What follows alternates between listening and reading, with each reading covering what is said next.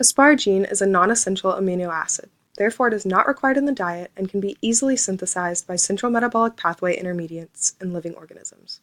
When correctly functioning, the asparagine synthetase enzyme catalyzes the formation of asparagine in an ATP-dependent reaction using glutamine or ammonia as the nitrogen source.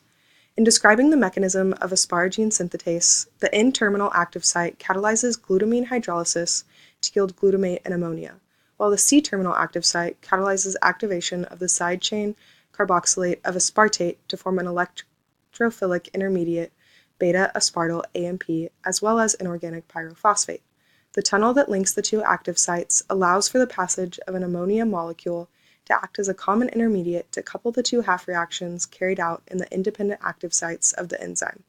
Thus, after being released in and channeled from the glutaminase site, the ammonia molecule attacks the bound beta-aspartyl AMP to give asparagine and AMP via a tetrahedral intermediate. Asparagine synthetase deficiency is caused by mutations in a gene called ASNS. This gene provides instructions for the making of the enzyme asparagine synthetase.